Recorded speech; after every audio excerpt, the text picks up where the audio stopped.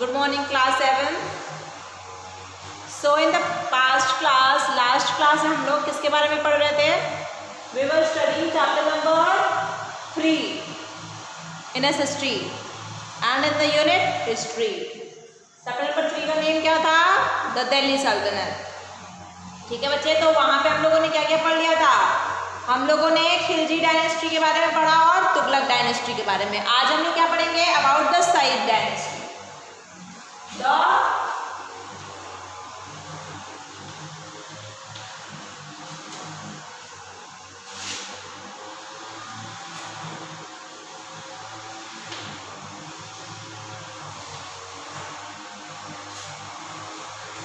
क्या पढ़ेंगे? सईद डायनेस्टी. तो first of all come to page number 39 and we shall study about the Sayyid dynasty today. The Sayyid dynasty lasted for a short period of the time from 1414 to 1451 AD. तो Saeed dynasty का जो कार्यकाल था वो बहुत ज़्यादा लंबा तक नहीं था. कितना था? बस 4 रूलर्स थे उनके अंडर में. 1414 AD से लेकर के 1451 AD तक था. अब इसको आप लोग माइनस करके बताओगे कितने साल सईद डायनेस्टी रूल किया. सबसे फर्स्ट रूलर जो था सईद डायनेस्टी का वो कौन था? खिज़र खान सईद. पहला रूलर क्या था? Khizr Khan Saeed.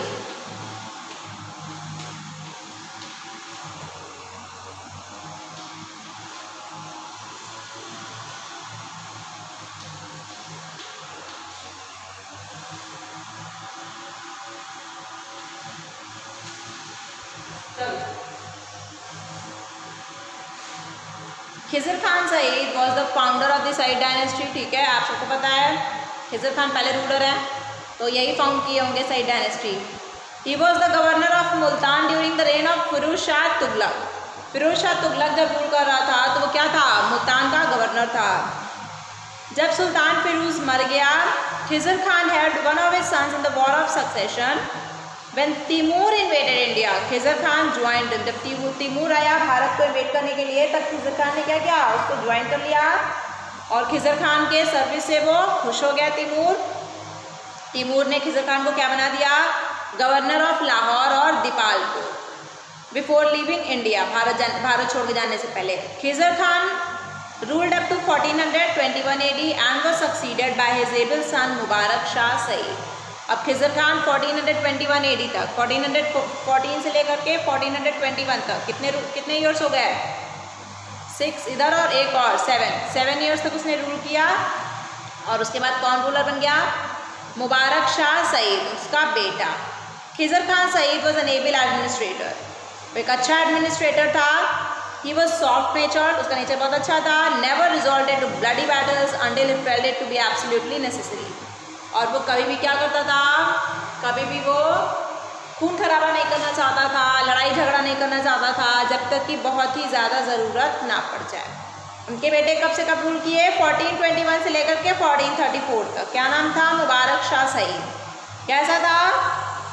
Visionary Sultan who could have restored the lost glory of the सल्तनत. जो सल्तनत की जो ग्लोरी लॉस्ट हो गई थी, जो उसकी इज्जत चली गई थी, उसको वापस से वो ला सकता था. But the nobles who had by then grown very powerful always created problems for him. वो बहुत ही अच्छा राजा था, लेकिन नोबल्स जो थे उस टाइम तक बहुत ही पावरफुल हो गए थे और इस वजह से उन्होंने उनके लिए बहुत सारे प्रॉब्लम्स को क्रिएट कर दिया और वो फिर वैसा नहीं कर पाए. उसके बाद कौन आया? मोहम्मद शाह सईद. वो कब से कब तक रूल किया? 1434 से लेकर के 1445 AD तक. मोहम्मद शाह सईद क्या था? वो नेफ्यू था मुबारक शाह का, भतीजा था. ठीक है. During this period the nobles became even more powerful and went completely out of his control. उस टाइम पे क्या हुआ? जो नोबल्स थे, जो राजघराने के लोग थे, वो और भी ज़्यादा पावरफुल हो गए और मोहम्मद शाह सईद को ऐसा लगा कि हम हमसे ये कंट्रोल से बाहर जा रहा है. Alauddin Alam Shah Sayyid came to the throne in 1443 AD में. यह है he lost the throne to an Afghan Bahlol Lodi who had been the governor of Punjab. उस टाइम पे बहलोल लोदी था गवर्नर ऑफ पंजाब. उसके इन्होंने क्या किया? अलाउद्दीन आलम शाह ने अपने राजपाट को खो दिया. किसके हाथों? बहलोल लोदी के हाथों. 10 इन 1451 AD सईद डायनेस्टी का एंड हो गया. अब आएंगे लोधी डायनेस्टी के बारे में पढ़ेंगे. क्यों? क्योंकि अब किसके हाथ में आ गया सब चीज़, बहलोल लोधी के अंडर में। जिसने किसका फाउंडेशन किया, लोधी डायनेस्टी का। लोधी डायनेस्टी का एग्जिस्टेंस में आया 1451 AD में, जब सईद डायनेस्टी का अंत हुआ। इस डायनेस्टी में कितने रूलर्स थे, 3 रूलर्स, और ये डायनेस्टी कब तक चली, 1526 AD तक। Famous Kohinoor diamond was owned by many dynasties including the slave, Khilji, Tughlaq, Sayyid and Lodhi dynasties. Kohinoor हीरा जानते हो ना, बहुत ही ज़्यादा पॉपुलर हीरा है, फेमस है। वो जो डायनेस्टीज थी, स्लेव, खिलजी, तुगलक, सईद और लोधी, इन सब के पास वो थी। In 1526, this diamond passed to the Mughals with the defeat of Ibrahim Lodi in the first battle of Panipat. अब क्या हुआ, जब फर्स्ट बैटल ऑफ पानीपत में के दौरान इब्राहिम लोदी ने ये डायमंड खो दिया, और किसको दे दिया, मुगल्स को। तो उसके बारे में भी हम लोग पढ़ेंगे। तो लास्ट रूलर कौन हुआ होगा लोधी डायनेस्टी का, वो हो जाएगा इब्राहिम लोदी। तो सबसे पहले क्या पढ़ेंगे, अबाउट बहलोल लोधी। बहलोल लोधी जो थे वो फाउंडर थे लोधी डायनेस्टी के। जब वो पावर में आए तो सल्तनत was divided into many parts. तो जो दिल्ली सल्तनत था उसको बहुत सारे पार्ट्स हो गए थे। He made efforts to consolidate the सल्तनत, और उन्होंने क्या किया, उन्होंने बहुत सारे ऐसे एफर्ट्स किए, उन्होंने बहुत सारी ऐसी कोशिश की जिसकी वजह से वो रीयूनाइट कर सकते थे सल्तनत को। He remove the governors of all the important provinces and replaced them with his loyal Afghan nobles. उन्होंने क्या किया, गवर्नर्स को इम्पॉर्टेंट प्रोविंसेस के हटा दिया और सब जगह अपने लॉयल अफगान नोबल्स को बढ़ा दिया। He maintain good relations with the nobles, ठीक है, राजघराने से उनका अच्छा रिलेशन था।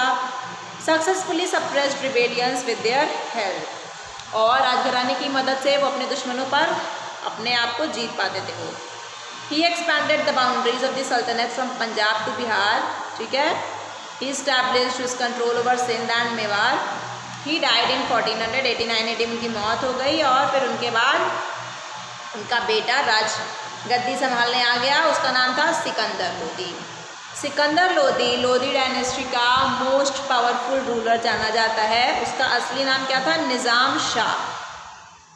तो सिकंदर लोदी का रियल नेम क्या था, Nizam Shah. He came to power in 1489 AD and continued with the job of consolidating and expanding the empire.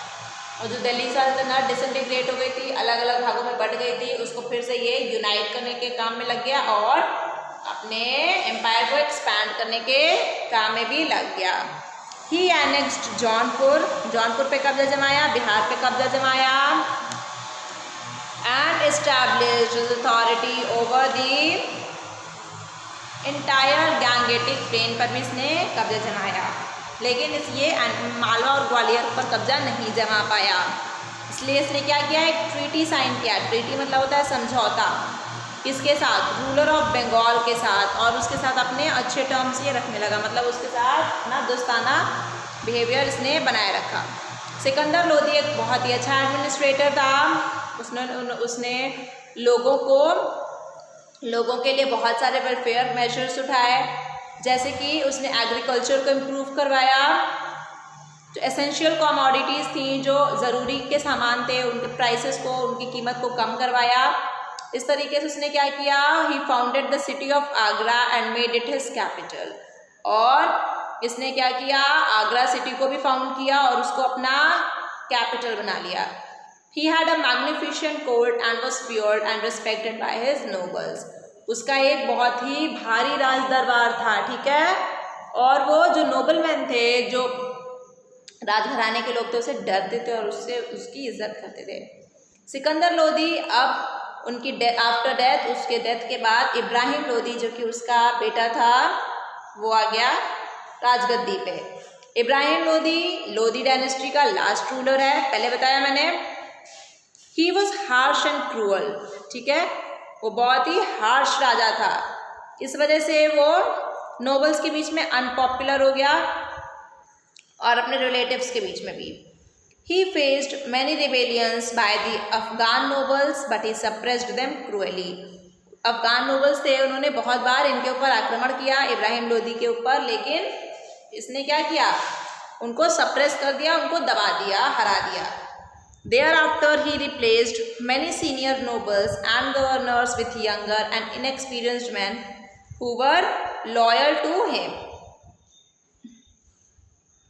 His rough and cruel treatment turned many of his nobles into his die-hard enemies. और जो अच्छे अच्छे nobles थे, इसके बुरे बर्ताव के चलते जो nobles थे उन्होंने क्या किया, वो इसके die-hard enemies बन गए. Die-hard enemies मतलब बहुत ही कट्टर दुश्मनी हो गई.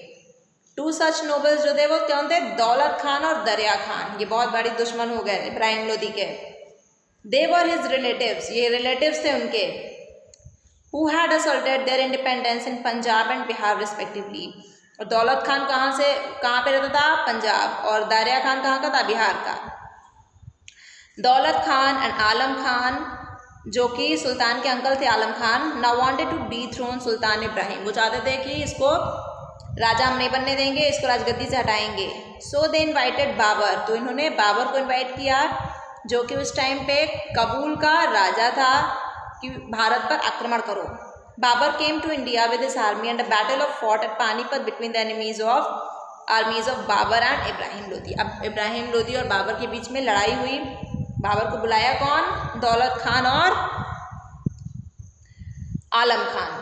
This battle is called the first battle of Panipat. और ये बहुत ही इंपॉर्टेंट है. फर्स्ट बैटल ऑफ पानीपत किसके किसके बीच में हुआ, बाबर और इब्राहिम लोदी के बीच में.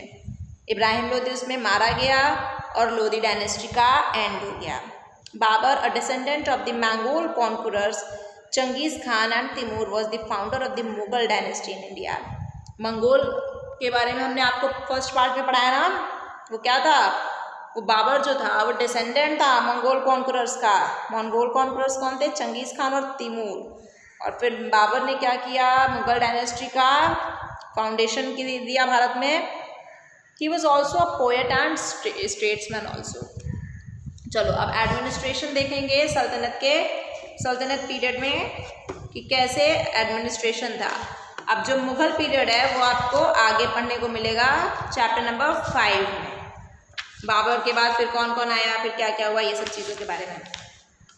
अभी यहाँ पे हम लोग एडमिनिस्ट्रेशन पढ़ेंगे सल्तनत पीरियड में क्या क्या हुआ. During the Sultanate period, the Sultan was the absolute monarch and possessed unlimited powers. ठीक है, सुल्तान के पास बहुत ही अनलिमिटेड पावर्स होते थे, वो बहुत ही पावरफुल हुआ करता था सुल्तान सल्तनत पीरियड में, इसीलिए इसका नाम है सल्तनत पीरियड. सुल्तान से बना सल्तनत. He consulted his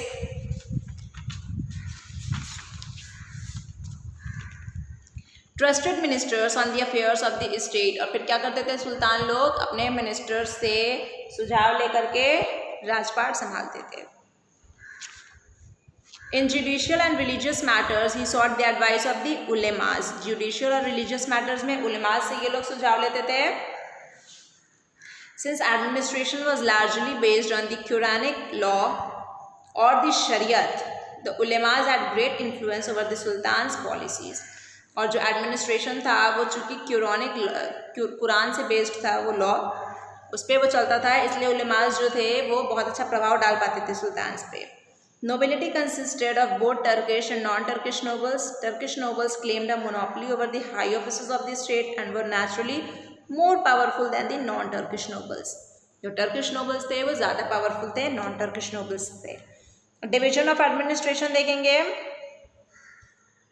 जो डिपार्टमेंट था वो किस तरीके से डिवाइडेड था. मिनिस्टर्स इंक्लूडेड द वजीर. वजीर कौन थे, प्राइम मिनिस्टर. काजी कौन थे, चीफ जज.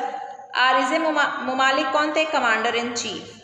दे along with the amirs and maliks were the important advisers of the sultan, जो लोग सुझाव देते थे.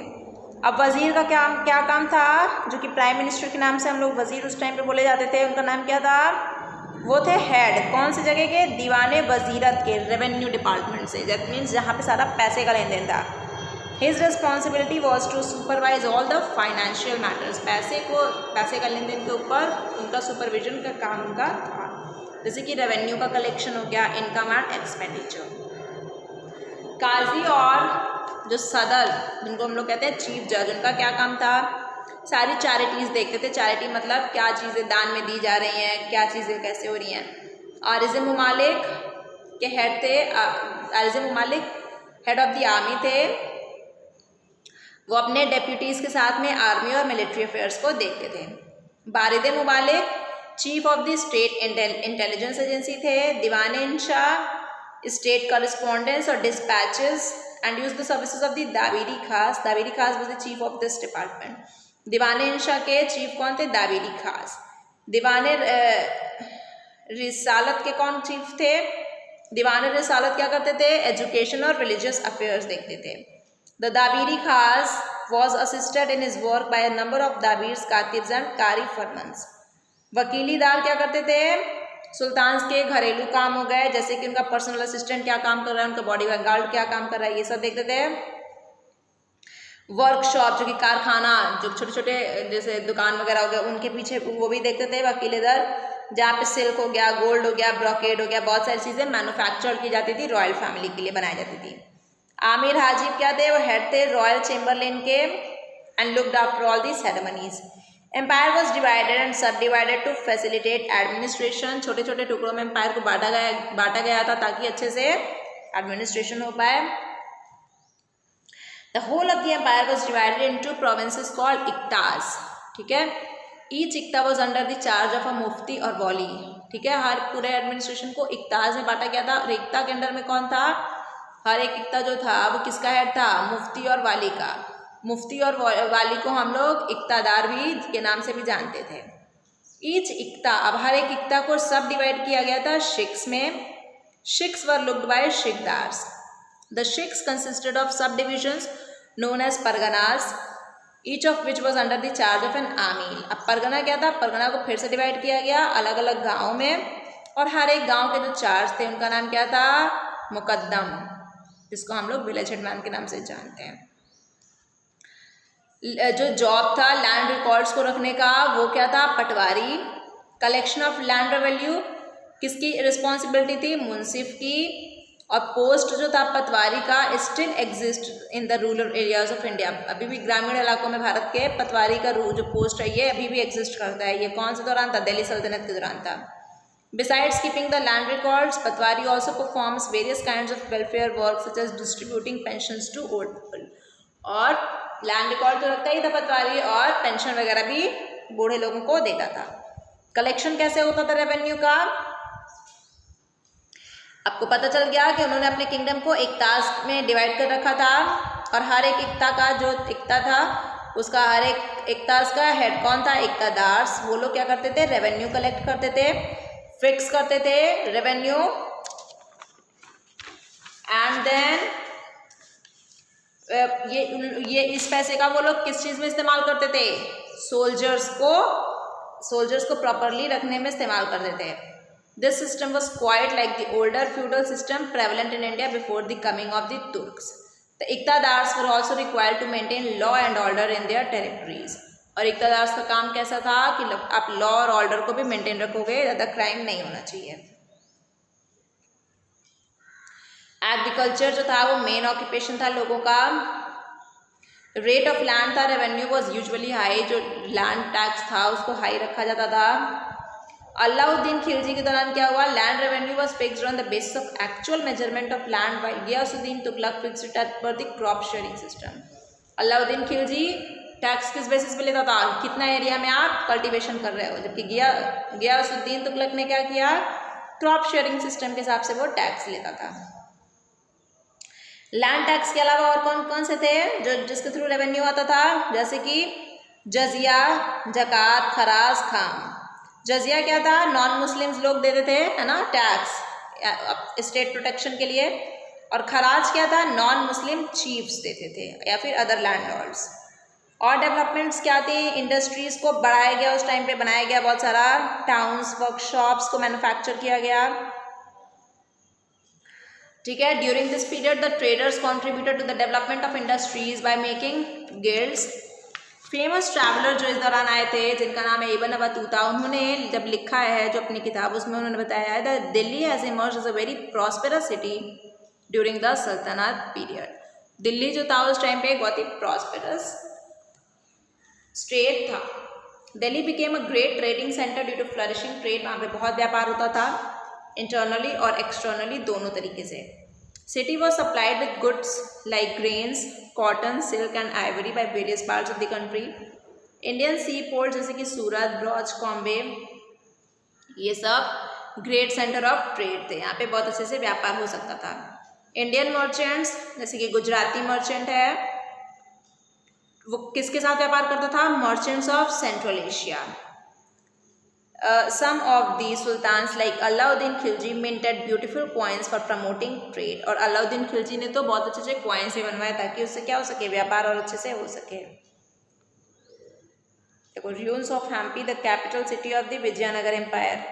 विजयनगर एम्पायर के बारे में हमने आप लोगों को चैप्टर 4 में पढ़ाया ना. वहाँ का कैपिटल क्या था? हम्पी. देखो इस टाइम पे जब वो डिवास्टेटेड हो गया है तो जो बचा खुचा जगह जो है वो इस फिगर में दिखाया जा रहा है. लेट सल्टनट पीरियड था, उसने क्या किया? न्यू डायनेस्टीज और न्यू किंगडम्स को उसने इमर्ज होते हुए देखा.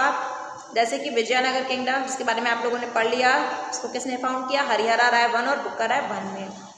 This kingdom was famous for its temples, culture, patronage and flourishing trade. उसी दौरान बहमानी किंगडम भी फाउंड हुआ. किसने फाउंड किया? अलाउद्दीन बहमान शाह ने. ठीक है, तो यहाँ पे लिखा है कि इन चीज़ों के बारे में आप आगे के और चैप्टर्स में पढ़ोगे, वो तो आप लोग पहले ही पढ़ चुके हो, चैप्टर नंबर 4. ठीक है, तो दिल्ली सल्तनत के बाद बहमानी किंगडम और विजयनगर किंगडम के बारे में भी हम लोगों ने चैप्टर नंबर 4 में पढ़ लिया है. तो I hope this chapter is clear to you. ये चैप्टर आप लोगों को, सब लोगों को क्लियर हो गया होगा. और इसके साथ ही हम लोग अपने चैप्टर को ख़त्म करते हैं. क्वेश्चन आंसर्स हम लोग PDF फॉर्मेट में करेंगे.